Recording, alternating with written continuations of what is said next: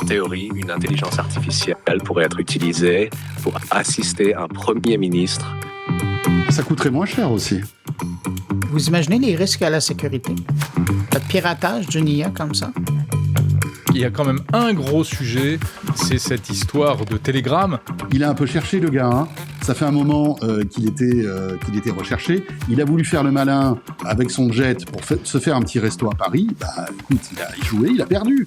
Monde numérique, le grand débrief.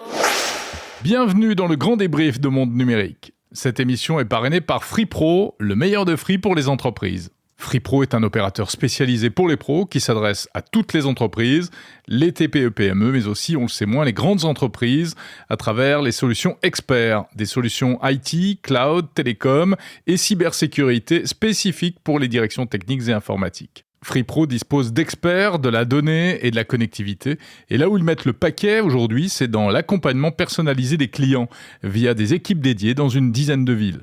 FreePro, c'est un peu comme ce podcast, sérieux sans se prendre au sérieux. Leur objectif, c'est de bousculer l'ordre établi sur le marché du B2B comme ils l'ont fait dans le grand public, avec un credo, simplicité et innovation. Alors pour en savoir plus, rendez-vous sur le site freepro.com. Merci à FreePro de soutenir Monde Numérique. Et c'est parti, j'ai appuyé sur les deux touches du magnétoscope, les amis, ça y est, on enregistre. Play Salut. Play et rec. Crac. Il fallait le bruit, tu sais, le bruit du magnétoscope. Les Salut François Sorel. Qui ont connu le magnétoscope. Bonjour à tous les deux. Salut Jérôme. François Sorel, BFM Business Tech & Co, ravi de te recevoir, enfin de te recevoir non, tu es un résident dans ce podcast, le grand débrief, tout comme Bruno Guglielminetti de l'autre côté de l'Atlantique. Salut Bruno. Salut messieurs. Animateur de l'inénarrable et du très ancien podcast Mon Carnet. Il paraît qu'on avait retrouvé des traces de Mon Carnet dans les fouilles à Pompéi. Hein. Ouais, ça fait partie des fake news. C'est vrai, c'était des fake news. Bon. Il y avait des peintures rupestres de Bruno Guglielminetti, je crois. Tout à fait. On a retrouvé des traces de Mon Carnet dans la grotte de la Somme. Il y avait des bisons et à côté il y avait Bruno avec une lance comme ça. Et ça, voilà, ça a marqué beaucoup d'historiens qui ont enquêté là-dessus. Bon voilà, ça démarre mal, comme d'habitude, ouais. Comme chaque mois. Merci d'être là en tout cas les amis. En plus ce podcast, j'avais dit qu'il n'aurait pas lieu, puisque quand on s'est quitté fin juillet, je vous avais dit bon allez, on passe et on se retrouvera fin septembre. Mais il y a trop de choses. Et voilà, il y a trop de choses à dire, il se passe trop de choses, donc merci d'avoir accepté de refaire un grand débrief spécial mois d'août, même si on était un peu en vacances, donc c'est la rentrée, c'est parti, on attaque tout de suite.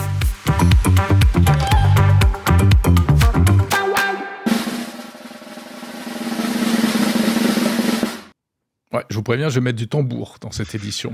Ah, ça, Jérôme le tambour, moi, ça me fait rêver. Mais je m'attendais à voir quelqu'un tomber, ou je sais pas. Ouais. Bruno, je pense qu'on va raccrocher, non ? Oui.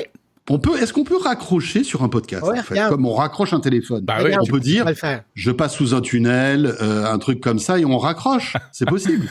Hein, tu peux te barrer, mais on va le voir. Parce que, alors, il faut rappeler qu'en plus, Monde Numérique, et le grand débrief, c'est en audio et en vidéo. Hein, nous sommes également mais c'est pas en vidéo sur YouTube. Pas encore? Non, bientôt, ce sera. Je prévois une version immersive pour le Vision Pro.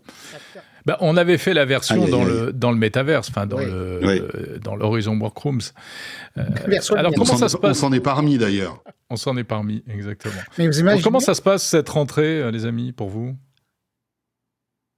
D'accord. non, mais attends. Mais tu sais qu'on est très poli. On est très poli avec Bruno. Ouais. Donc moi, j'attendais que Bruno commence et Bruno attendait que ce soit moi qui commence. C'est tout. Voilà. N'allez pas voir dans ce silence un problème de rentrée. Pas du tout. On est très heureux d'être à la rentrée. On est habitué. Hein, Bruno ? Bah oui.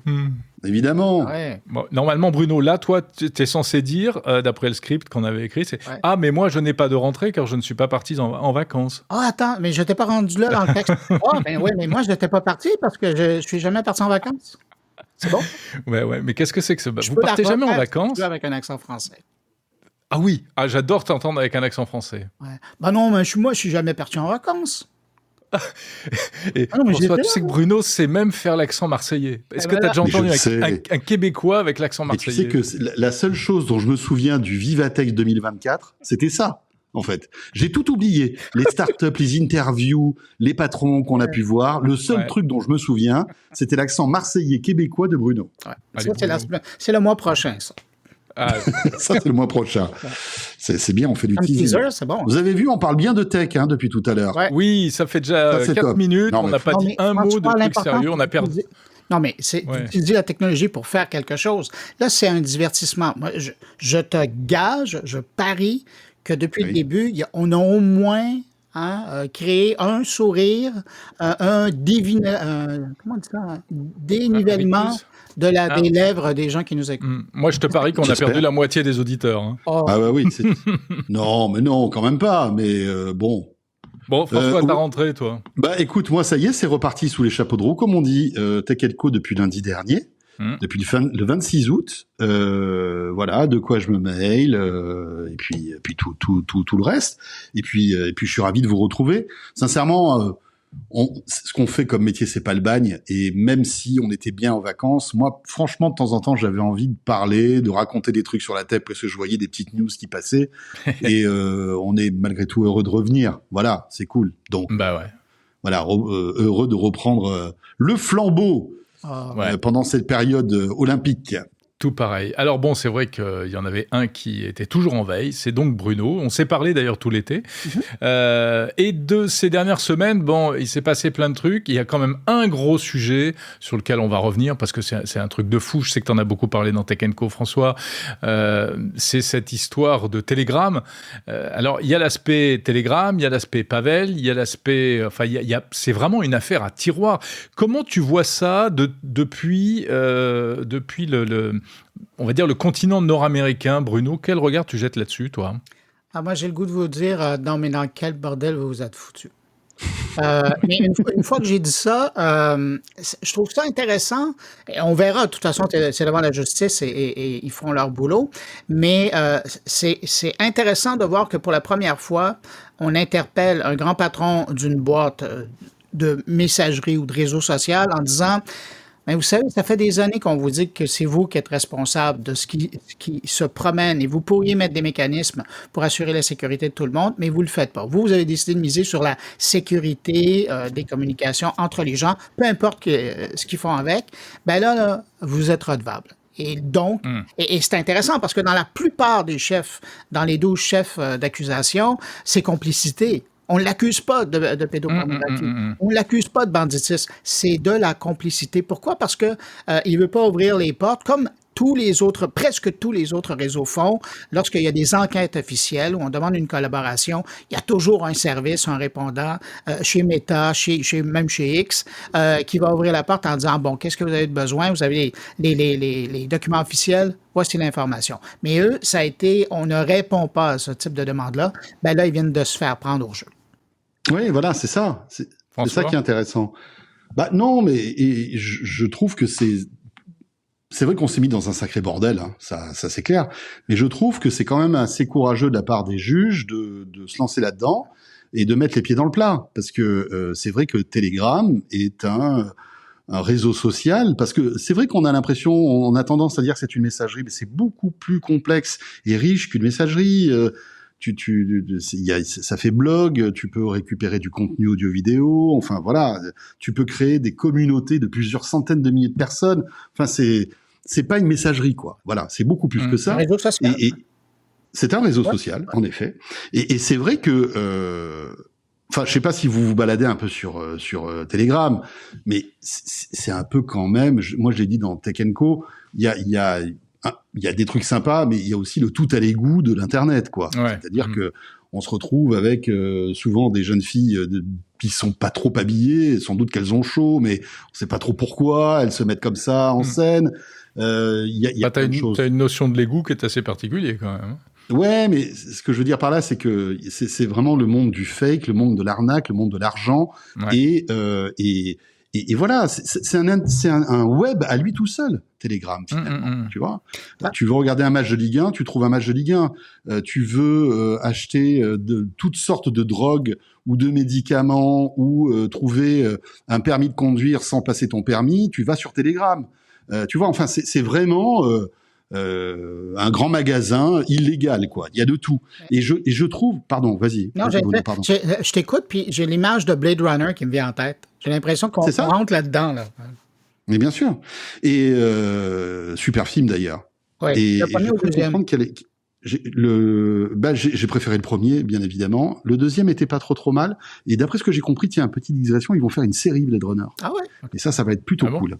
Et donc, le fait de choper au vol Pavel Durov au Bourget, c'est quand même assez courageux, je trouve.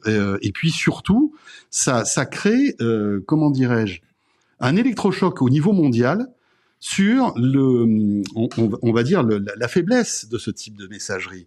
Parce que tu le disais justement, Bruno, quand il y a une injonction d'un juge, Meta se plie aux injonctions du juge. Même X, parce que tout Elon Musk qu'il est, et c'est vrai que la modération de X, elle est pas très bonne, mais quand il y a une injonction d'un juge, eh bien, il se plie à l'injonction d'un juge. Et s'il faut envoyer des archives de discussion qu'il y a eu sur X, eh bien, ils le font, d'accord ? Mais Telegram, le problème, c'est qu'ils le font, mais très, très, très rarement. Et ça pose des problèmes. Ça pose des problèmes en termes de comment dirais-je, d'avancée d'enquête, des enquêtes graves. On parle de pédopornographie. On parle peut-être aussi de choses liées à l'Ukraine, à la Russie. Enfin, voilà. Donc, terrorisme, bien évidemment. Et donc, moi, je trouve que c'est plutôt courageux de la part de la justice française de se lancer là-dedans. On va voir ce que ça donne, parce que c'est ça qui va être intéressant dans les jours qui viennent. Qu'est-ce qui va se passer ? Est-ce que Pavel Durov va être obligé d'ouvrir sa messagerie pour pouvoir repartir chez lui ? D'accord ? Ou est-ce qu'il va tenir bon ? Et là, on ne sait pas jusqu'où ça va aller, cette histoire-là. Il va aller en prison, ce gars-là. Donc, c'est assez intéressant. Franchement, on a une rentrée, là, les gars. Ah, ça commence super bien. Ça commence super bien. Un scénario. Mais pas pour lui, hein. Non, c'est sûr que pour lui, ça commence pas très bien. Mais bon, cela dit, il a un peu cherché, le gars, hein. Ça fait un moment qu'il était recherché. Il savait très bien que la France le recherchait. Il a voulu faire le malin avec son jet pour se faire un petit resto à Paris. Bah, écoute, il a joué, il a perdu. Ouais. Tu vois ce que je veux dire après voilà. Bon, après, ça, on ne sait pas exactement dans quelles circonstances il s'est retrouvé à Paris. Est-ce que, comme tu dis, il a joué, ou bien est-ce que, pour des raisons qui peuvent être très surprenantes, mais il ne savait pas, ou il a oublié, ou il pensait que ça n'aurait pas de conséquences, etc. Comment tu peux imaginer qu'il ne savait pas ? Je sais pas, je pense que c'est possible, ça arrive. Parfois, je veux dire, t'as des gens qui se font attraper, ou en tout cas... Oui, mais peut-être, enfin, des bandits de petits chemins, tu vois, mais un mec comme ça, qui est milliardaire, qui connaît le monde entier, qui a ses entrées partout, c'est un gars, c'est une star de la tech, tu vois. Il doit savoir, quand même... En 2021, on lui donne la nationalité française, il a des relations, apparemment il connaît Xavier Niel, il a essayé d'appeler Xavier Niel depuis sa cellule de garde à vue, il s'est dit, bon, ça va... Xavier Niel, c'est pas... Ah non, Niel, c'est pas... Oui. Oui, mais dans sa tête à lui, il s'est dit, j'ai mes entrées, il va rien m'arriver. C'est peut-être ça. Ah ouais, peut-être. Après... tu vois ce que je veux dire. Sur le plan juridique, comme vous dites, c'est ambitieux et on va voir ce qui va se passer. J'écoutais aussi certaines analyses de juristes qui disaient qu'il poussait peut-être le bouchon un peu loin au niveau du parquet, parce que jusqu'à présent, et le système, depuis 2004, c'est depuis la loi pour la confiance dans l'économie numérique en 2004, donc ça fait 20 ans, la règle en France, mais également ailleurs, c'est que les hébergeurs de contenu ne sont pas responsables a priori. Alors, effectivement, on peut leur reprocher... non, mais Jérôme, c'est pas... Excuse-moi, je te coupe. C'est pas a priori, c'est a posteriori. C'est a posteriori, c'est ça que tu vas dire. Et puis, c'est pas tout à fait ça. C'est que lui, il n'ouvre pas. Il ne collabore pas. Il n'ouvre pas, en fait, les datas de sa messagerie à une injonction d'un juge. C'est ça le problème. Tu vois, et c'est là où, à mon avis, il est coincé, en quelque sorte. Parce que c'est lui le responsable je dirais, éditorial de sa messagerie. Et c'est pour ça qu'il est en garde à vue. Parce que c'est lui qui doit dire, bah non, je refuse de communiquer des informations sur Telegram. Donc, tu vois, c'est un petit peu plus subtil que la modération et tout ça, quoi. Ouais. Mais c'est intéressant quand même parce qu'il a à choisir entre sa liberté et voir sa boîte tomber. C'est ça. C'est vraiment ça, là. Mais c'est passionnant. Ouais. C'est passionnant ce qui va se passer là. Parce qu'on peut très bien se dire aussi que finalement, Telegram va rentrer un petit peu dans le sérail et s'embourgeoiser en quelque sorte, en étant toujours un peu la messagerie soi-disant hyper sécurisée, hyper cryptée, mais en fait c'est pas vrai. Elle est pas plus cryptée qu'une autre messagerie finalement. Elle est très sûre, mais comme WhatsApp l'est ou e-message l'est aussi. Rappelons que tout est chiffré de bout en bout quand vous envoyez un e-message. Et donc, ça va être intéressant de voir comment il va réagir. Est-ce qu'il va se plier finalement au droit, et au droit français, mais au droit américain, au droit mondial, ou est-ce qu'il va continuer à faire le malin? Ça va être intéressant. Ouais. C'est vraiment mesurer la limite de tes principes. C'est vraiment le cas le plus beau, là. C'est toute la difficulté, tout le paradoxe du chiffrement, du secret pour préserver la vie privée des utilisateurs, ce qui est aussi d'une certaine manière la ligne d'Apple, etc. Et puis, jusqu'où tu peux aller quand tu fais ça? Et surtout quand tu es un acteur mondial, face à des législations différentes d'un pays à l'autre, face à des systèmes très différents entre des démocraties occidentales, d'autres pays plus autoritaires, etc., etc. Et c'est tout ce paradoxe-là. Moi, j'ai l'impression qu'on est revenu presque à il y a 20 ans, où on avait déjà un peu ce genre d'interrogation sur, d'un côté, parce qu'il a beaucoup de défenseurs aussi, en tout cas, le secret de Telegram a beaucoup de défenseurs, et sans sombrer, sans aller vers le complotisme, etc., il y a beaucoup de voix qui se sont élevées pour dire, mais attention, là, on touche à la confidentialité des données, à la liberté d'expression, et y compris par des voies sécurisées, le fait que n'importe quel État ne puisse pas mettre le nez dans les conversations privées, etc., etc. Donc c'est super pas simple comme équation. C'est super pas simple, mais on est aujourd'hui dans un monde totalement numérique où c'est pas un état de non-droit. Et moi, je peux comprendre que des juges pestent contre Telegram parce qu'ils n'arrivent pas à faire aboutir des enquêtes. Ah ben bien grave. Sûr. Tu vois, pour la sécurité d'un pays, la sûreté mondiale, c'est grave. Et tu dis ça, François, si ça se trouve, le juge qui a accepté de donner cette ordonnance d'arrestation, c'est peut-être un juge qui, justement, une fois ou deux de trop... Oui, s'est retrouvé bloqué. Exactement. C'est fait fermer le clapet juste devant en disant « Mais merde, on peut pas aller plus loin dans l'enquête parce que Telegram va nous filer l'information. Ouais. » Là, il l'a pris au détour. Mais franchement, après, chacun a son point de vue là-dessus, mais on est obligé... on peut pas être dans un état de non-droit, et si tu racontes, si tu es en train de préparer un attentat terroriste sur une messagerie, il faut que s'il y a une injonction d'un juge, on le sache. Voilà, c'est comme ça. Et donc, Telegram aujourd'hui est plutôt silencieux. Je pense que ça va pas trop durer. Ça va être intéressant de suivre ça. Puis ce que tu dis est tellement important parce que moi, je le regarde. Là, Jérôme va être content parce qu'on va faire une bascule sur le prochain sujet. Je regarde... Non, mais en jouant le bon citoyen, c'est quoi? C'est OpenAI et c'est Anthropic qui ont accepté l'offre du gouvernement américain en disant, d'accord, on va vous donner accès à nos nouvelles générations d'intelligence artificielle avant de les mettre en ligne, justement pour que vous puissiez vous assurer que tout ça est sécuritaire pour la population. Et Jérôme, je te relance la balle. Oh là là, c'est magnifique. Je saisis la balle au bon, je fais une petite virgule et on attaque sur le sujet suivant. Waouh. Ouais, écoutez, à l'heure où on enregistre... oui? Je pense que ton orchestre, là, t'es mieux de la changer parce que c'est pas fort. C'est vrai? Ouais, franchement, c'est... Je sais pas combien tu les paies, là, mais... je pense que c'est pas très cher. Je vais te donner une adresse. C'est pas fort. Bon, écoutez, ça suffit, tous les deux. C'est pas Daft Punk, quoi. On va parler d'un autre sujet français, Bruno. Jérôme. Oui, parlons d'un autre sujet français. Vous savez qu'il y a d'autres pays sur la planète, hein? Il n'y a pas que la France. Ah bon? Oui, il y a d'autres pays que la France? Ah oui? Excuse-moi, c'est nous qui menons la danse. Vous essayerez les prochaines vacances de venir... Vivatech, c'est en France, je te signale. Et le CES aussi bientôt. Ouais, le CES bientôt. Tu sais que, Bruno, à l'heure où on enregistre, on n'a toujours pas de Premier ministre, nous. Alors, ça fait beaucoup de bruit. Et on comptait sur toi, justement. Non, mais au contraire, moi, donc, on voulait te proposer un job. Non, je vous arrête tout de suite, là. Je vous ferai remarquer, messieurs, que la France n'a jamais aussi bien été que depuis que vous n'avez pas de Premier ministre. Ah, ça, c'est intéressant comme point de vue. Comment ça va bien dans le pays? Regardez l'image que vous donnez du pays. Et pourquoi? Il n'y a pas de premier ministre. Il n'y a qu'un chef, c'est le président. Peut-être. Chez nous, on n'a qu'un premier ministre, c'est tout.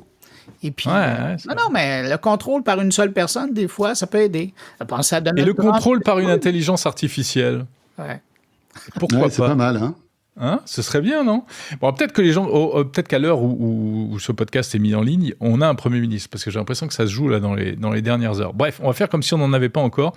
Moi, j'ai voulu m'amuser en demandant à ChatGPT si on pourrait pas avoir une intelligence artificielle en guise de Premier ministre, finalement. Parce qu'on le dit souvent sous forme de boutade, mais... En fait, quels sont les arguments pour ça, les arguments pour, les arguments contre? Donc, je vais poser la question et écoutez sa réponse parce que je trouve que c'est vachement intéressant ce que dit ChatGPT.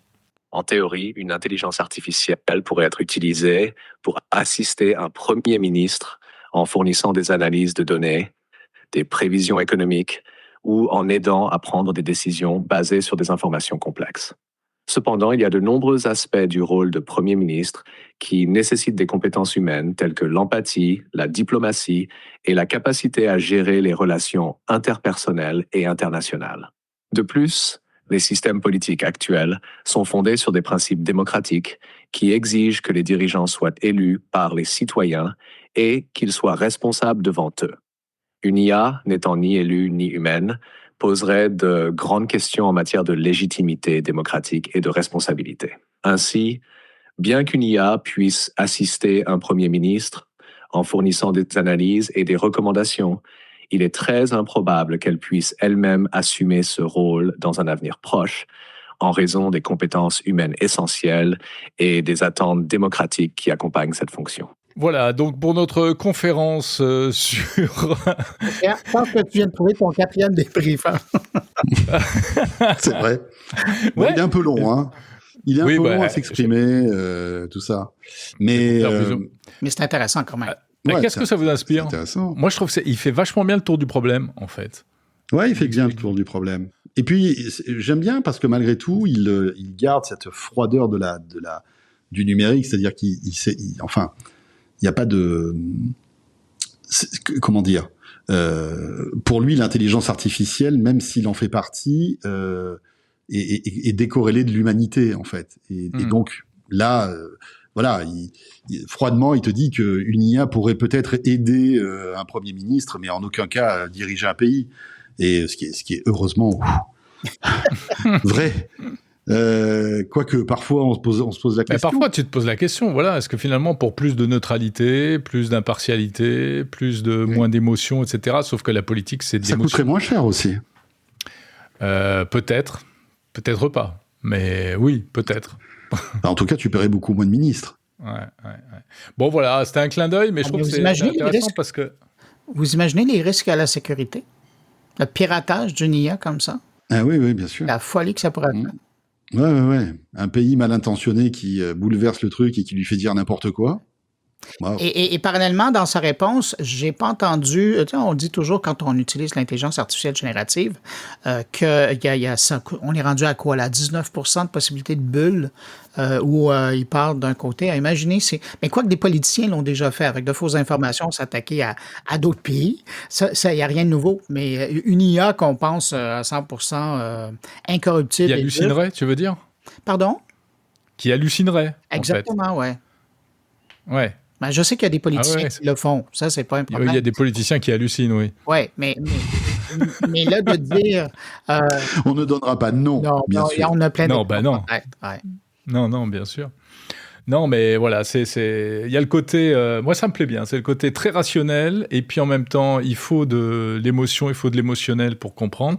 Et puis après, il y a Il y a la question de la légitimité. De toute façon, le problème, c'est qu'elle ne serait pas acceptée, cette IA. Ou alors, il faudrait les lire.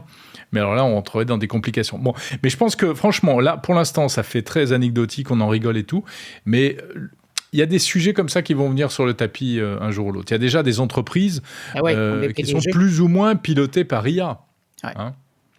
Mais dans ce cas-là, souvent, c'est le conseil d'administration qui est très fort, et les Anglais diraient hands-on sur la gestion de l'entreprise, mais tout de même, ils ont nommé, je pense, à une entreprise à Hong Kong, qui ça fait 2 ans là, maintenant, 2 ans, ils ont un PDG qui est, un directeur général, pardon, qui est une IA et qui aide à la décision au conseil d'administration. Mais on n'a pas de nouvelles. Hein. Ils avaient fait l'annonce quand ils l'ont nommé, mais on ne sait pas du tout ce que c'est devenu. Hein.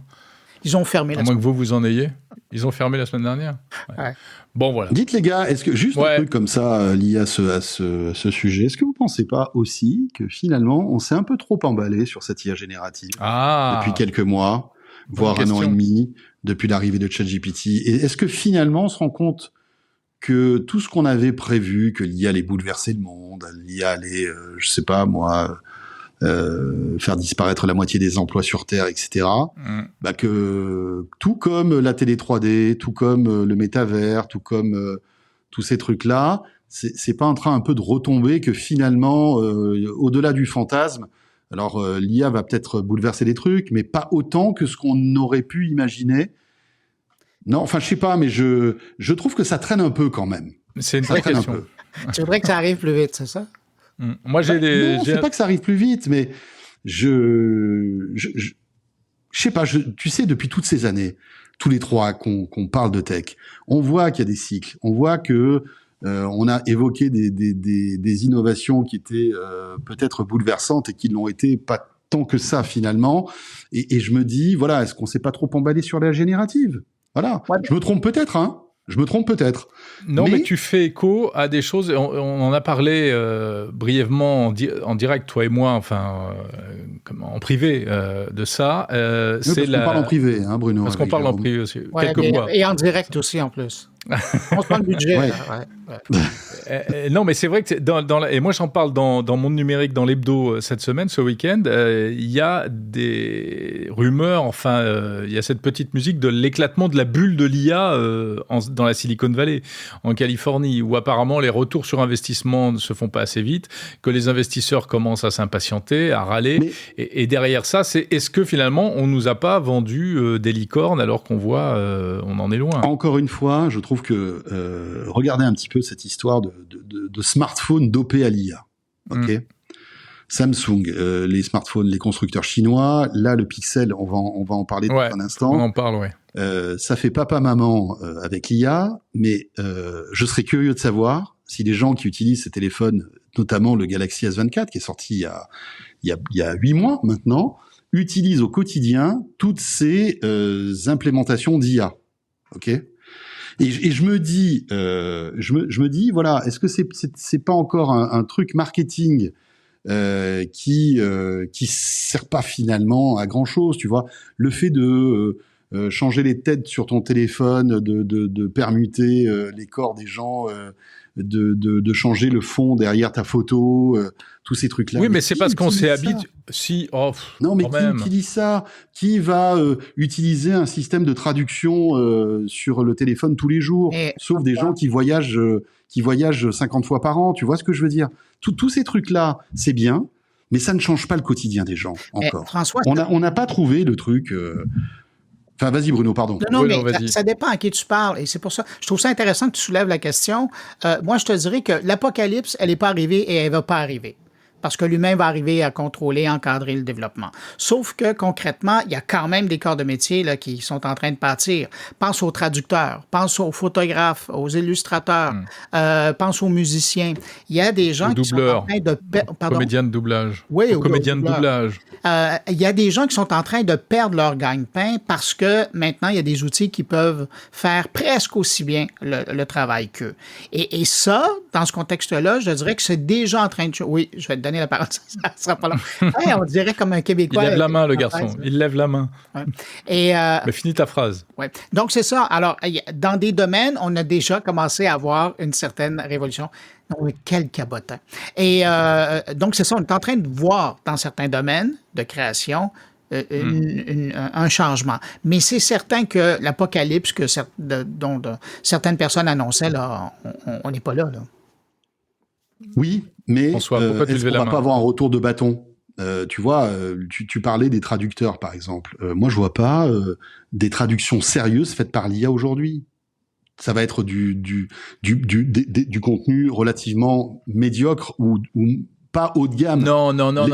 Les doubleurs. Attendez, Non. juste laissez-moi terminer. Après, vous pourrez, on en débat. Mais juste un truc. Vous parlez des traducteurs. Ok, les musiciens. Ok, on s'est tous amusés avec cette appli là. Mais au bout d'un moment, c'est un gadget. On va pas écouter, on va pas faire de la musique avec de l'IA pendant longtemps. Je veux dire, au bout d'un moment, ça va tourner en rond, ça va pas révolutionner, à mon avis, la chose. Les photographes, pareil. Pour faire des photos avec une IA, il faut avoir des prompts de 3 pages. Parfois, c'est plus simple de prendre une photo avec ton téléphone. Tu vois ce que je veux dire? Donc, ce que je veux dire par là, c'est que oui, tu as raison. Dans certains cas, c'est un game changer. Mais je pense que on a un peu trop surmultiplié l'impact que ça allait avoir. Voilà, c'est tout. Bien sûr que c'est important. Il faut pas sous-estimer cette technologie. Mais je pense qu'on est allé un peu trop loin. Voilà. Peut-être que dans 6 mois, je serai tout rouge en vous disant, non, je me suis totalement trompé, les amis, je suis désolé. C'est simplement un sentiment. Ouais, mais tu vois, il y a d'autres technologies, je repense à des trucs comme la 3D, le métaverse, etc., où il y avait beaucoup de promesses, beaucoup d'attentes, où on imaginait monts et merveilles, et il y a quasiment rien qui est sorti. Pour l'IA, c'est pas vrai. Il y a quand même plein de choses qui sont sorties. Tu parles des traducteurs. Non, les traductions faites par IA, elles sont pas aussi mauvaises que ce que tu dis. En revanche, ce qui est différent, c'est que moi... J'ai pas dit qu'elles étaient mauvaises. Non, mais... J'ai pas dit qu'elles étaient mauvaises. Mais quand tu prends des traductions... je veux dire, un bouquin, le prochain Stephen King, c'est pas ChatGPT qui va le traduire. Mais je suis sûr que si. Je veux dire. Simplement, il sera ensuite. Mais après, ce sera validé par un humain. Mais si, c'est vrai. C'est ce que commencent à dire les traducteurs. Il y a des traducteurs à qui on ne confie plus de tâches de traduction intégrale, mais en revanche, on leur demande de corriger des traductions faites par des IA. Ouais. Ce qui, effectivement, coûte moins cher au donneur d'ordre et ce qui est moins intéressant pour le traducteur. Mais ce qui est le gage de qualité, parce que le gros du travail est fait par une IA, et ensuite, il faut la patte de l'humain pour vérifier que tout s'est bien passé. Et en fait, l'IA, c'est ça. Moi, je crois que ce dont on s'aperçoit aujourd'hui, c'est que le grand soir avec l'IA qui remplace à 100% certains métiers, ou même beaucoup de métiers, en effet, on n'y est pas. En revanche, la transformation, elle est profonde en termes d'accélération de plein de choses, d'accélération. Et même pour la musique, oui, Suno ne va pas remplacer les comédiens, les musiciens, mais les musiciens eux-mêmes vont de plus en plus utiliser l'intelligence artificielle pour travailler. Oui, mais comme ils ont utilisé quand les synthétiseurs sont arrivés, les synthés. Ouais, mais là, c'est autre chose. Ce que je veux dire, ça va être un outil supplémentaire pour eux, pour faire de la musique et faire exprimer leur créativité. Tu vois, c'est pas pareil. C'est pas quelque chose qui va faire qu'il y aura moins de musiciens. Je pense pas, tu vois. C'est un nouvel outil qui est mis à leur disposition. C'est un bon point. Mais tu vois, il y aura pas moins de musiciens, mais il va y avoir moins de musiciens qui gagnent leur vie à faire ce qu'ils aiment. Ça, je suis pas sûr. Si, c'est peut-être ça. Je suis pas sûr. Moi, je suis assez d'accord avec Bruno. C'est un appauvrissement de certains métiers. Regarde, on fait du podcast. Aujourd'hui, tu veux faire du podcast, tu as besoin d'une illustration musicale. Moi, l'habillage de Monde Numérique, je l'ai fait faire par un musicien professionnel l'année dernière. Cette année, quand je vais vouloir changer, c'est triste à dire, mais je pense que je vais plutôt me tourner vers, comment ça s'appelle, Suno, c'est ça, vers des... Il y a aujourd'hui plein d'outils qui te permettent de générer de la musique au kilomètre. Exactement, et d'affiner le tir, de faire ce que tu veux et tout. Et je le ferai parce que aussi ça me coûtera moins cher. C'est principalement ça. Oui, bien sûr. Oui, peut-être. Non, mais je suis pas en train de dire que ça ne sert à rien. Mais pour qu'on comprenne bien mes propos, je suis en train de dire que ce fameux grand soir qu'on évoquait pendant des mois en disant qu'il était proche et que la révolution de l'intelligence artificielle générative allait bouleverser notre monde, évidemment, il y a un impact, mais je trouve qu'il est pas aussi puissant que ce qu'on aurait pu imaginer. Enfin, en tout cas, moi, personnellement, je pense que je me suis un peu emballé. Voilà, c'est tout. Mais à chaque fois, on se fait avoir. Ouais, mais on s'est tous emballés, bien sûr. Oui, voilà, c'est simplement ça que je veux dire. C'est que je trouve qu'aujourd'hui, on retombe un petit peu, le soufflet retombe. Un tout petit c'est peu. C'est ce qu'on appelle, tu sais, c'est la courbe de la hype de Gartner, là où ça monte. C'est du buzz, voilà, c'est de la hype. Et puis après, ça retombe, mais ça retombe pas aussi bas qu'avant. Ça s'affaisse, et là, ça devient plus plat, et c'est là où les choses sérieuses commencent. Et vous allez voir que dans quelques mois, il y a plein de grandes boîtes qui sont dans l'IA générative, qui vont faire moins les malins. Ah oui, ça c'est vrai. Oui, mais il y a parce qu'il n'y a pas de modèle économique, parce que finalement, on s'en fout d'avoir 50 modèles. Voilà. Et parce que ça coûte cher, parce que même une entreprise peut pas acheter 50 licences d'outils à 30 € ou à $30 par mois par poste pour faire des... Mais non, mais sûrement pas. Que ce soit de la compta, de la créa, surtout par rapport etc. aux bénéfices que ça apporte.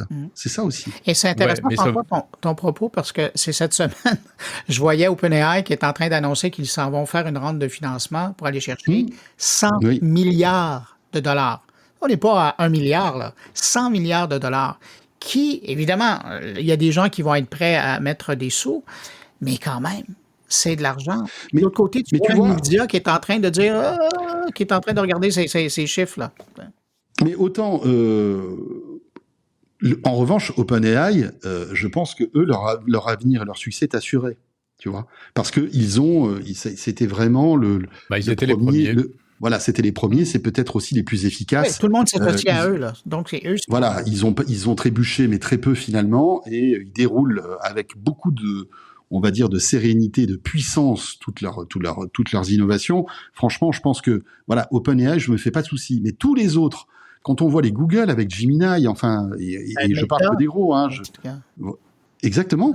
Je me dis, où est-ce que ça va aller, tout ça? Qui va se servir de ça? Pourquoi faire?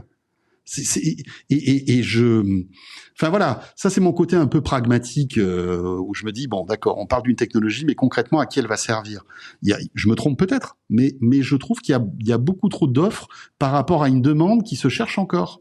Et voilà, c'est tout. On va voir. Ouais, mais est-ce que c'est pas normal aussi ça, cette espèce d'effervescence et de surenchère, etc. Il y aura des morts. Ah, il y aura des morts. Oui, ça c'est sûr qu'il y aura des morts. Il y aura des petites startups qui proposent des petits trucs de niche, qui espèrent faire la culbute et qui ne la feront pas. Et puis il y a des investisseurs qui vont perdre de l'argent, etc. Et à ce sujet, je vous invite à écouter le podcast de mon camarade Carlos Diaz, Silicon Carnet, où il parle, qui est fait dans la Silicon Valley. Enfin, je fais de la pub parce qu'il m'a invité dans son dernier épisode qui sera diffusé ce lundi. Et on parle justement de ça. Enfin, c'est lui qui évoque ce sujet de est-ce qu'il y a un éclatement de la bulle, et c'est super intéressant d'avoir leur point de vue. Eux, c'est des entrepreneurs qui sont dans la Silicon Valley et ils expliquent effectivement ce qui est en train de se passer, quoi. Bon, voilà. Allez, je mets un petit jingle ou je mets pas de jingle? Je vais mettre un petit jingle quand même. T'étais pas obligé, mais bon. Ouais. Vous préférez quoi? Vous préférez un, je sais pas... Rien. Moi, personnellement, je préfère rien. Mais après, c'est une question de goût. Hein. Ça, c'est mon côté DJ. Moi, j'aime bien les espaces. J'aime bien les espaces un peu épurés. Ouais, moi, j'aime pas trop quand il y a des lampadaires et des gros buffets. Minimaliste. Voilà, je suis plutôt dans le minimaliste. Ouais. Donc, Bon, allez, on avait dit qu'on dirait un petit mot de... Ça s'est passé cet été, au mois d'août. C'est l'arrivée des nouveaux smartphones Pixel, donc les nouveaux Google. C'est un bon titre de podcast, ça s'est passé le mois dernier. Ça s'est passé le mois dernier. Ah, tu fais bien d'en parler. Tiens, puisqu'on en parle, je voudrais changer le titre de cette émission. Hein, mais on passe du coq à l'âne. Ouais. Alors attends, secondes et demie, quoi. On sent le montage. Non, pas du tout. Non, il y aura pas de montage. Il y a pas de montage. Tu vas voir qu'il va nous mettre un jingle maintenant encore. Ne me tente pas. Non. Ne viens pas me chercher. Non, on va pas te chercher. Non, on va parler des pixels, mais juste avant, oui, parce que le grand débrief, il y a déjà des grands débriefs par ailleurs. Il y a Olivier Frégara qui fait une émission qui s'appelle Le Grand Débrief. Nous, on fait un truc qui s'appelle le débrief transatlantique. Bruno, ça fait beaucoup de débriefs, je trouve. T'as pas un débrief, toi, François, aussi, sur Tech & Co, non? Ah bah ouais, moi j'en ai un tous les soirs. Parce qu'on en a un tous les soirs. Bon, ça fait beaucoup de débriefs. Mais moi, c'était avant toi que ça s'appelait le débrief, hein. Si je puis me permettre. je sais. Ça fait 3 ans, hein. Oui, mais d'ailleurs, je te l'ai piqué. Non, c'est pas vrai. Non, mais c'est vrai. c'était un sous-titre, en fait, non? Débrief. C'était Tech & Co, le débrief de la tech. Ouais, mais c'est la partie débrief de l'émission. Oui, c'est la partie débrief de l'émission. Voilà, c'est le nom d'une rubrique. C'est pas le nom c'est ma partie préférée. Voilà. Donc, moi aussi, figure-toi. Alors, on en a déjà parlé. Bruno, tu m'as soumis des trucs. T'as demandé à ChatGPT de faire des propositions. Donc, moi, je voudrais en faire aux auditeurs. Parmi toutes celles qui sont ressorties, alors j'ai récupéré des trucs. J'ai pensé au récap, la mise à jour. Le talk, ça te rappelle rien, François? Oui, ça me rappelle. Tu rajoutes iPhone après, on est bon? Ouais, exactement. Parce qu'on avait le talk iPhone et on avait le grand talk. Ouais. Oh, dis donc, tu sais quoi? Attends, juste un truc, je peux vous raconter une petite histoire. La parenthèse dans la parenthèse, vas-y. Allez, rapidement. Je suis allé faire mes courses. Parce que, en fait, pour tout vous dire, c'est dommage, Bruno, mais ce soir, je reçois tous mes copains tech à la maison, on fait une petite bamboche, comme on dit, comme chaque année. Mais ouais, Bruno, tu vas nous manquer. Et donc, je poussais mon caddie dans le truc, et je me suis fait alpaguer par un auditeur qui m'a reconnu, et qui m'a parlé, Jérôme, de toi, bien sûr. Il m'a dit... mais moi, c'est pareil. Quand on me reconnaît, on parle de toi. Ouais. C'est ça. Oui, il est tout le temps avec son iPhone et tout. Alors moi, je dis, bah oui, c'est vrai, il est tout le temps avec son iPhone. Et moi, je vous écoutais à l'époque du talk iPhone et tout... etc. Voilà, tu vois, entre les pâtes et l'huile d'olive, je discutais avec un fan. Voilà, putain, c'est vieux le talk iPhone. J'ai même fait un selfie derrière les rouleaux de papier WC. Ça m'est arrivé aussi. Ça va être le selfie le plus glamour de l'année. Non, mais est-ce que c'était avec un Pixel 9? Parce que si c'était avec un Pixel 9, moi, j'aurais peur du résultat final. Et alors, tu sais quoi? C'était lui qui l'a fait. Il avait un Galaxy S24 Ultra. Je pense que ça va être plutôt joli. Ah, il s'y connaît, le monsieur. Donc, tu veux qu'on parle du Pixel 9, Bruno?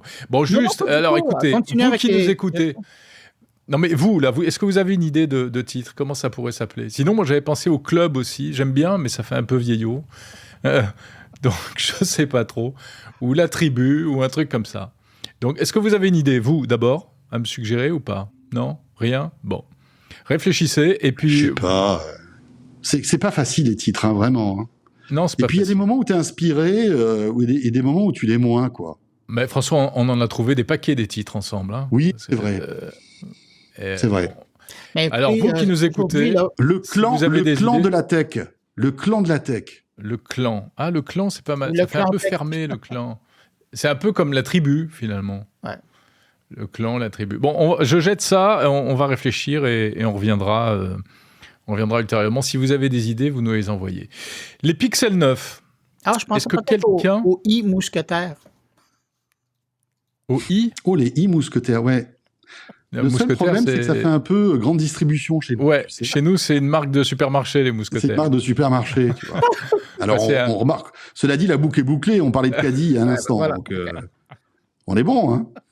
Ouais, pas bon. C'était pas franchement la thématique. Bon, les pixels. Alors, ils sont sortis ou ils ont juste été présentés? Parce que moi, j'étais au bord de l'eau, je m'en suis pas occupé. Hein. Mais Bruno, toi, je sais que tu es à fond sur le dossier. Ouais, non, il y en a une partie qui sont sortis. Pixel 9, notamment, est sorti. Là, il y a oui, que j'ai reçu, qu'on m'a envoyé.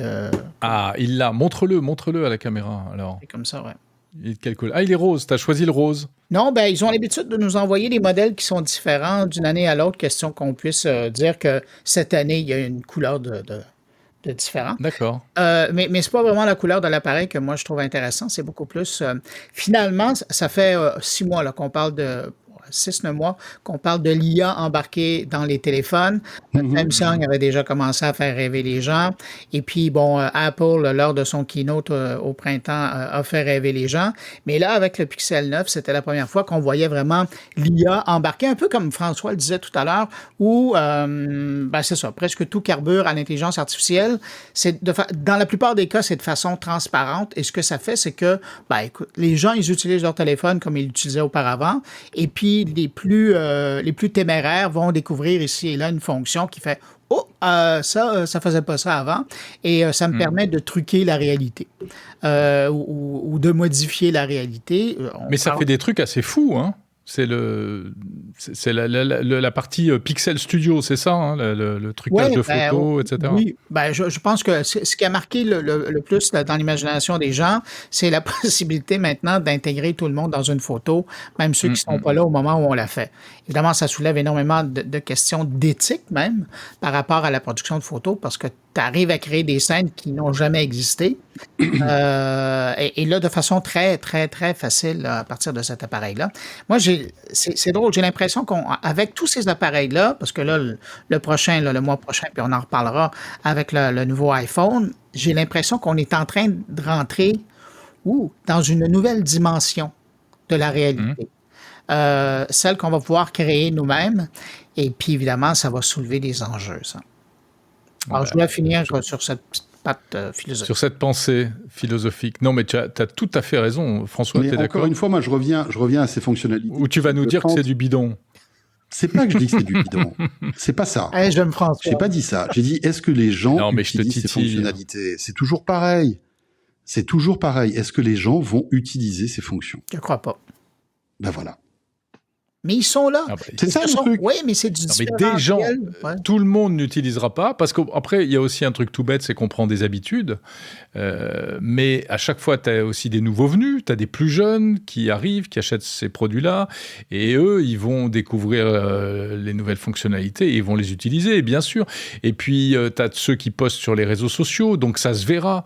Même si c'est que 10% des utilisateurs de Pixel, ce sera peut-être 90% des producteurs de contenu sur TikTok, tu vois. François, le meilleur exemple, là, moi souvent que j'utilise, c'est qu'on a passé notre vie à tenir un téléphone comme ça. Et aujourd'hui, dû à l'usage, on a commencé à l'utiliser. Donc horizontal, hein, je dis pour les gens qui n'ont pas l'image. Pardon. Donc on est passé de l'horizontal au vertical. Pourquoi? Vertical. Parce que dans le fond, les nouveaux créateurs, les plus jeunes, sont arrivés avec ça. Les plus vieux, pour être dans le coup, ont commencé à le faire. Finalement, on a vu que c'est une autre façon de faire le narratif sur des histoires, de capter des moments. Et on le voit de plus en plus. Et là, je regarde même, il y a des programmateurs, des médias classiques qui commencent de plus en plus à offrir du contenu de cette façon-là. Alors, ce sont des codes qu'on est en train de changer. Et moi, j'ai l'impression que, un peu comme le disait Jérôme, aujourd'hui, ça va être la génération sacrifiée du Pixel 9, mais à partir du Pixel 10, moi, j'ai l'impression qu'il y a des gens qui vont l'utiliser encore plus. Mais il faut au moins les introduire pour qu'on puisse les connaître et que certaines, les early adapters là, mettent leur main là-dessus et commencent à nous montrer ce que ça peut faire. Mais si tu veux, je comprends tout à fait ton point de vue et tu as sans doute raison. Mais on a été... c'est le sans doute qui mérite, là. Le peu d'expérience, le peu ou la longue expérience qu'on a dans le monde de la tech, combien de fois on a été confronté à ce débat, en fait, de nouvelles fonctionnalités qui sont arrivées parce que le directeur marketing trouvait ça génial pour en vendre encore un peu plus. On a été les premiers à vanter ces trucs-là et finalement, on s'en sert pas, tu vois. Et des exemples comme ça, il y en a plein. Parler des assistants personnels, par exemple. Il y en a plein. Et vous avez vu cette histoire là d'Alexa qui veut faire payer une version générative de Alexa, mais qui va donner $20 par mois pour, bref, on marche sur la tête. Donc, ça serait intéressant de revenir dans 2-3 ans, effectivement, pour voir si certaines fonctionnalités sont rentrées dans les mœurs, en quelque sorte, mais j'en suis pas persuadé. Donc, les paris sont ouverts. Alors, d'un côté, peut-être que c'est aussi bien comme ça, parce que finalement, il y a quand même des fonctions, et d'ailleurs, Google s'est un peu fait tirer les oreilles et rappeler à l'ordre, parce qu'il y a des fonctions qui sont un peu limites sur ce Pixel 9, comme la possibilité de prendre des photos et de créer des scènes en ajoutant des accessoires, en refaisant le décor, mais complètement sans limite. Donc, je crois que c'est The Verge, le site américain, qui s'est amusé à faire des photos avec des cadavres autour de personnes, des arbres, Jérôme, ça fait comme ça. Tu peux faire tout ça depuis des années, en fait, avec Photoshop. Non, je veux dire, c'est pas nouveau. Mais ça, c'est la mauvaise réponse. Nouveau. Non, mais je suis pas d'accord. Non, mais c'est oui, nouveau bien avec, sûr, avec le Pixel, tu peux le faire facilement. Mais ce qui compte, c'est pas tant ce que tu peux faire, c'est la démocratisation et l'accessibilité de ces outils-là. L'innovation, c'est pas seulement l'innovation elle-même, c'est l'accès à l'innovation. Plus c'est facile. L'IA générative, quand ChatGPT est arrivé, tous les pros de l'IA disaient « attendez, pourquoi vous vous extasiez ? On connaît ça depuis des années. » Oui, sauf que ça devenait tout d'un coup, avec ChatGPT, un outil accessible et démocratisé, entre guillemets, accessible à tous. Je pense que dans la technologie, c'est ça qui est très important, c'est l'accès à la technologie et la facilité d'accès.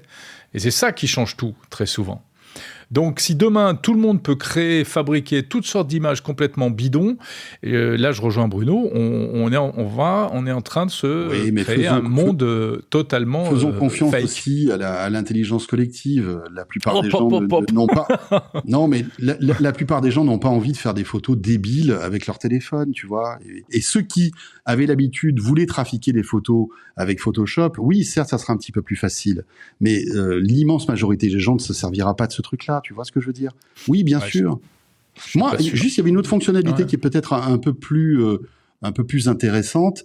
C'est tout ce qui touche les mails, par exemple, avec les résumés de ta boîte mail, etc. C'est très séduisant. Mais est-ce que vous feriez confiance à ce type d'outil? Est-ce que moi non.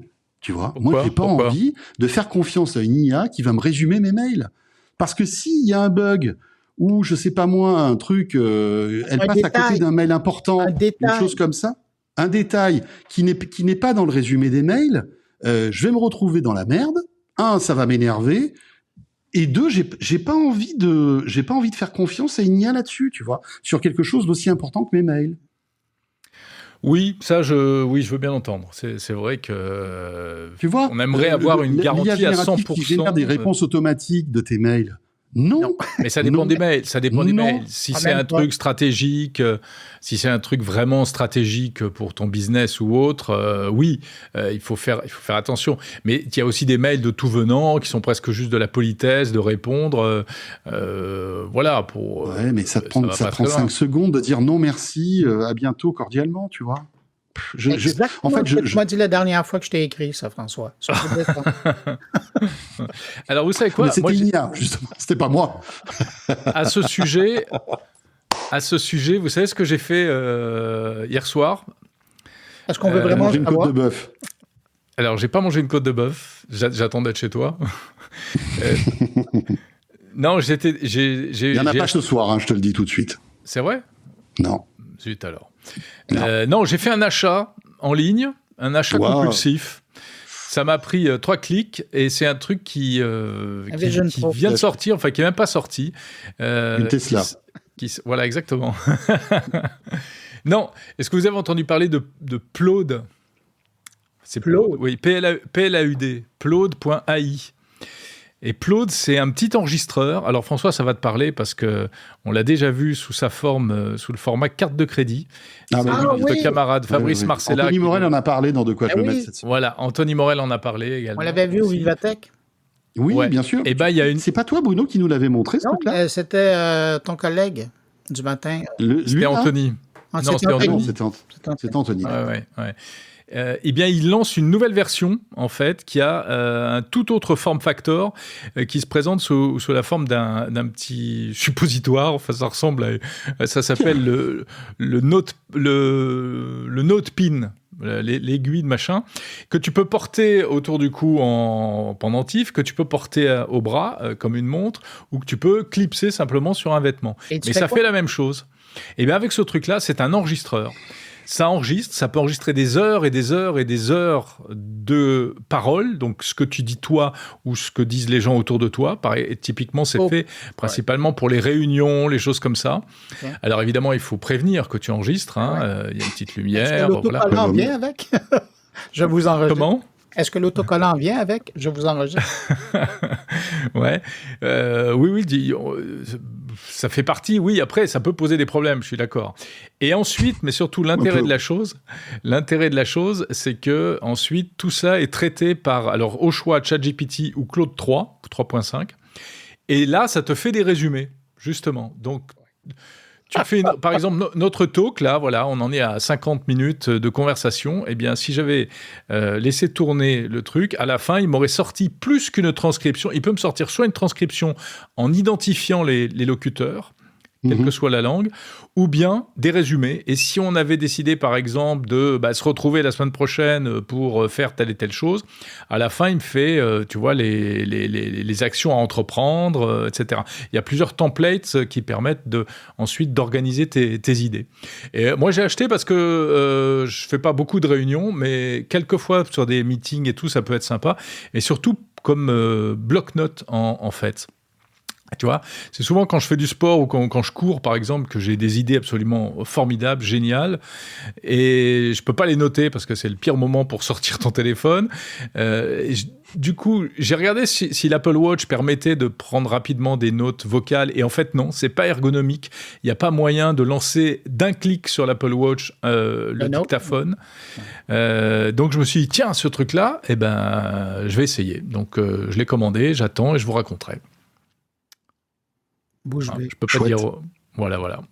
Non, mais c'est ce que j'ai expliqué aussi à mes auditeurs dans l'hebdo cette semaine en leur disant ne l'achetez pas, je vais le tester, je vous raconterai. Ça coûte pas super cher, ça coûte $160. Voilà. C'est un peu comme le AI Pin, mais à mon avis beaucoup mieux parce qu'il est beaucoup moins cher, et il fait moins de choses, mais il devrait le faire mieux. Oui, mais est-ce que tu dois payer un abonnement mensuel là-dessus? Alors, tu peux. Tu as un certain nombre d'heures gratuites au début, par mois. Je crois que c'est, je ne sais plus combien, 20 heures. Tu peux enregistrer 20 heures par mois. Et si tu en veux plus, tu payes un abonnement. Ah, juste un abonnement pour terminer. Le Gemini de Pixel, la première année est gratuite, Bruno. Ouais. Et après, il faut payer. Et c'est $20 par mois aussi, je crois, ou $21. Enfin, c'est un truc. C'est dingue. Arrêtez, quoi. Non, enfin. Je veux dire, qui va donner $21 à Google pour avoir des fonctionnalités mais tu vois, François, ça, c'est une tendance cette année qu'on est en train de voir. Là. Ouais. Tous les services qu'on nous a balancés gratuits, maintenant, c'est mais pourquoi? C'est payant. Parce qu'il n'y a pas de modèle économique, donc ils se disent on va faire payer, et ça va être un bid. Parce que qui va donner...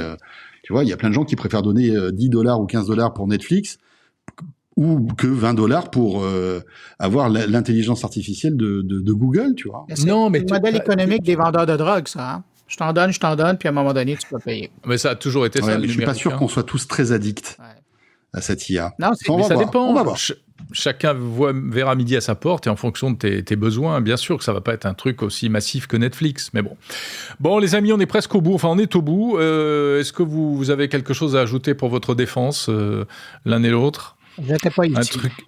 Un truc qui vous a marqué, un truc de fou que vous attendez avec impatience pour les semaines à venir, etc. Moi, j'attendais le retour de Tech & Co. Et puis, c'est de retour, alors... Oh, qu'est-ce qu'il est mignon, Bruno. Non, mais c'est vrai. Sinon, Jérôme, j'ai parlé pendant tout l'été. J'étais content, mais là, François Sorel, il était plus là. Non, et puis en plus, Jérôme était content parce qu'il était numéro 1 des podcasts. Ah oui, et comme ça fait un mois et demi que je fais plus rien, c'était normal, si tu veux. Tu vois? Donc, bon, voilà. Mais maintenant, Jérôme, je te dis, je suis revenu. Ouais, donc, alors attends, tu veux que je te dise? Ça va être dur. Ça va être dur. Ouais, c'est vrai. On se bat, mais franchement, c'est intéressant. On se partage le palmarès. Hein, tu veux que je te dise là? C'est pour plaisanter vraiment. Non, mais quand c'est motivant. Ah non, je suis devant toi.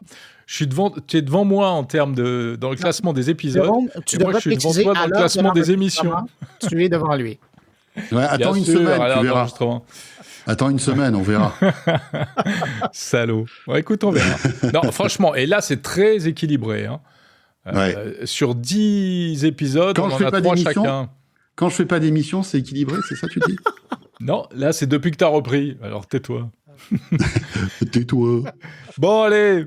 Merci beaucoup les amis. François Sorel, donc on retrouve tous les soirs sur Tech & Co, BFM Business, pour le grand débrief, où de temps en temps nous sommes invités d'ailleurs, l'un et l'autre. Bah, tout à fait, et c'était le cas hier, hein, Jérôme. Alors toi, c'était hier, donc jeudi. C'était hier, Jérôme? Je sais pas, mais on s'en fout puisque... Non, c'était avant-hier. C'était mercredi. Jérôme mercredi et Bruno, c'était mardi, si vous voulez les retrouver. Je préparais la place pour Jérôme. Et c'était très intéressant. Merci. Voilà, comme toujours. Et toi, Bruno, mon carnet, et puis 120 secondes de tech aussi. Tu sais que Bruno est une agence d'infos à lui tout seul maintenant. Ben oui. Pour l'instant, à lui tout seul. Pour voir s'il déborde pas. Hein. Moi, je veux absolument avoir 120 secondes de tech. Dès qu'il y en a 121, je lui envoie un message. Tu coupes avant Non, je lui envoie un message. C'est arrivé 2 fois cette semaine, il m'a envoyé un mot. Ça a duré 124 secondes, c'est scandaleux. Il y a publicité mensongère. Je perds mon temps. J'ai perdu 4 secondes. Enfin bref. Ce mec est un psychopathe. Tu es complètement fou. Bon allez, va préparer ton buffet là. Jérôme, tu me rappelles où on peut, ce qu'on peut écouter? Parce que là maintenant, toi, tu as des nouveautés, tu es là tous les jours. Moi, je suis là tous les jours, ouais. Monde numérique tous les jours, sur toutes les plateformes de podcast. Et puis, parce que tu m'y incites aussi sur les réseaux sociaux de temps en temps avec des petites pastilles vidéo. Mais je suis convaincu. Je le fais pour te faire plaisir. Bon, merci à vous de nous avoir écoutés.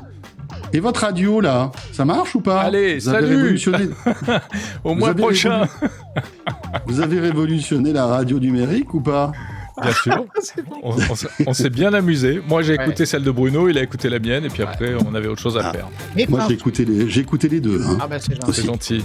C'est gentil. Mais pas très longtemps, j'avoue. Mais ce qui était intéressant, c'est que je voyais ton parcours dans Paris. Je te suivais quand tu étais. Ah bah oui, t'as vu? Ouais. Et à cause d'Anne Hidalgo, j'allais pas vite. Hein. Non, c'est ce que j'avais remarqué. Je dois être en vélo. Mais non, mais sérieusement, écoute, Jérôme et moi, on a été patrons de radio à un moment. Pendant un an. Voilà. C'est vrai, on était patrons. Non, mais c'est bien, il faut tenter des aventures comme ça. Allez, merci les amis. Et donc, de toute façon, on reste en contact, comme on vient de l'indiquer. Et si vous êtes d'accord, je vous donne rendez-vous pour le mois prochain pour un nouvel épisode du Grand Débrief qui s'appellera peut-être plus le Grand Débrief. Ouh là là. Ou peut-être encore. Mais on a encore un peu de marge pour... Il y a tellement de suspense, c'est terrible. Okay. Allez, ciao. Bye. Salut à tous. Ciao. Le Grand Débrief de Monde Numérique vous était présenté en partenariat avec Free Pro, le meilleur de Free pour les entreprises.